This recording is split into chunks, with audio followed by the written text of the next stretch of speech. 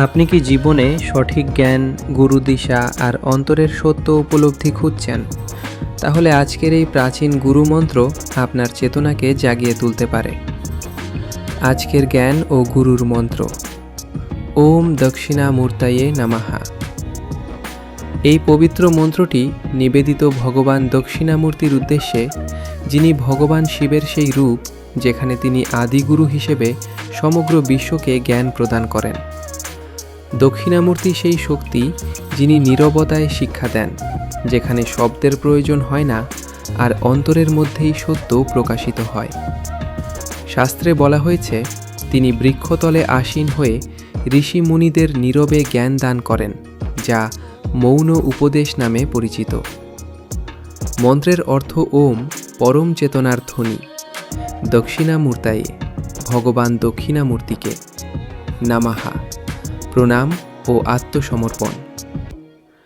বিশেষ করে বৃহস্পতিবার অথবা অধ্যয়নের আগে এই মন্ত্র 108 বার জপ করলে জ্ঞান ও বুদ্ধির বিকাশ ঘটে, বিভ্রান্তি ও অজ্ঞতা দূর হয়, সঠিক সিদ্ধান্ত নেওয়ার ক্ষমতা বাড়ে, গুরুদিশা লাভ হয়, আধ্যাত্মিক উপলব্ধি গভীর হয়। জপের সময় কল্পনা করুন, এক শান্ত অশ্বত্থ গাছের নিচে ভগবান দক্ষিণামূর্তি আসীন। তার চারপাশে নীরবতা ও জ্ঞানের আলো ছড়িয়ে আছে, আর সেই আলো আপনার মন ও চেতনাকে ধীরে ধীরে আলোকিত করছে। ওম দক্ষিণামূর্তায়ে নমঃ। ভগবান দক্ষিণামূর্তি আপনার জীবন ভরিয়ে তুলুন জ্ঞান ও সত্যের আলোয়।